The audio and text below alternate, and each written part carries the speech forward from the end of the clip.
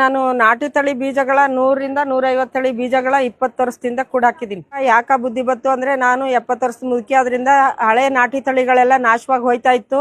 ಅದನ್ನ ಉಳಿಸ್ಬೇಕು, ಏನಾರು ಮಾಡಿ ರೈತರ ಬಾಕ್ಲಿಗೆ ತಲುಪಿಸ್ಬೇಕು, ಅವ್ರ ಆರೋಗ್ಯನ ಕಾಪಾಡ್ಕೋಬೇಕು ಅನ್ನೋ ದೃಷ್ಟಿಲಿ ರೈತರಿಗೆ 10 ರೂಪಾಯಿನಿಂದ 100 ರೂಪಾಯಿ ಗಂಟ ಬೀಜ ಕೊಡ್ತೀನಿ. ಮತ್ತೆ ಎಲ್ಲ ಹೈಬ್ರಿಡ್ ತಳಿಗಳಿಗೆ ಹೋಗಿ ಮುಳುಗ್ತಾ ಕೂತವ್ರೆ. ನಮ್ ನಾಟಿ ತಳಿ ಬೀಜನ ರೈತ ಬಾಂಧವರು ಬೆಳಿಬೇಕು. ಮತ್ತೆ ಅವ್ರ ಮಕ್ಳಿಗೆ ನಮ್ಮ ವಯಸ್ಸು ಮುಗ್ದೋಯ್ತು, ಅವ್ರ ಮಕ್ಳ ವಯಸ್ಗೂ ಒಂದು ಒಳ್ಳೆ ಬೀಜ ಬಿತ್ತನೆ ಕೊಟ್ಟು ಅವ್ರಿಗೆ ಒಳ್ಳೆ ಸಹಕರಿಸ್ಬೇಕು. ಅವ್ರ ಆರೋಗ್ಯ ಚೆನ್ನಾಗಿರ್ಬೇಕು ಅಂದ್ರೆ ಸಾವಯವ ಕೃಷಿಲಿ ಈ ಬೀಜ ಬಿತ್ತನೆ ಬೆಳಿಬೇಕು. ಒಳ್ಳೆ ತರಕಾರಿ, ಒಬ್ಬ ಮನುಷ್ಯನ್ಗೆ ಒಂದ್ ಮೆಣಸಿನ ಗಿಡ, ಒಂದ್ ಬದನೆ ಗಿಡ ಇದ್ರೆ ಸಾಕು, ಅವ್ರನ್ನ ಸಾಕೋತದೆ. ಅದೇ 100 ರೂಪಾಯಿ ಕೆಜಿ ಆದ್ರೂ 50 ರೂಪಾಯಿ ಕೆಜಿ ಆದ್ರೂ ಮಾರ್ಕೆಟ್ ಅಲ್ಲಿ ತಂದು ತಿಂತಾರೆ. ಅದು ಕೊಳಕಲಾಗಿರ್ತದೆ, ತಗೊಂಡೋಗಿ ರೋಡ್ಗೆಲ್ಲ ಬಿಸಾಕ್ತಾರೆ.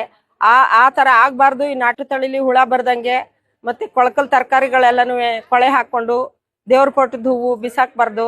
ಮತ್ತೆ ಇದು ತರಕಾರಿ ಹಣ್ಣುಗಳೆಲ್ಲನೂ ಒಂದ್ ಡಬ್ಬಕ್ಕೆ 15 ದಿವಸ ಕೊಳೆ ಹಾಕಿ ಆ ಟಾನಿಕ್ ಮಾಡ್ಕೊಂಡು ಈ ಬೀಜ ಬಿತ್ತನೆಗೆ ಹೊಡ್ಕೊಂಡ್ರೆ ಒಳ್ಳೆ ಆರೋಗ್ಯವಾಗಿ ಒಳ್ಳೆ ಪುಷ್ಟಿಕರಾದ ಆಹಾರ ಸಿಗ್ತದೆ ಅಂತ ನನ್ನ ಅನುಭವದಲ್ಲಿ ನಾನು ತಿಂದು ಉಂಡು 73 ವರ್ಷದ ಅನುಭವದ ಮೇಲೆ ರೈತರಿಗೆ ಹಂಚ್ಬೇಕು ಅಂತ 10 ರೂಪಾಯಿನಿಂದ 100 ರೂಪಾಯಿ ಬೀಜ ಕೊಡ್ತೀನಿ ಸರ್. ಪುಂಡಿನ ಬೀಜ, ಚಿಲ್ಲಿ ಚಪ್ಪರದವ್ರೆ, ನಾಟಿ ಉದ್ನಿಕಾಳು, ಸೋರೆಕಾಯಿ, ಮತ್ತೆ ಬಟಾಣಿ, ಮತ್ತೆ ಹೆಸರು ಕಾಳು, ಚಿಲ್ಕವ್ರೆ, ನಾಟಿ ಸಂಬಾರ, ಪಾಲಕ್ ಸೊಪ್ಪು, ನಾಟಿ ಕುಂಬಳಕಾಯಿ, ನಾಟಿ ಬೆಂಡೆಕಾಯಿ, ನಾಟಿ ಟೊಮೊಟೊ, ನರ್ಗೆ ಟೊಮೊಟೊ, ಮತ್ತೆ ವೆಲ್ವೆಟ್ ಬಿನಿಸು, ಸಬ್ಬಕ್ಕಿ, ತುಪ್ಪಿರೆ, ಮತ್ತೆ ಬುಂಡೆ ಹೀರೆ, ಸೋರೆಕಾಯಿ, ಮತ್ತೆ ನಮ್ಮ ಕಾಲದ ಹಾಲು ಸೋರೆಕಾಯಿ,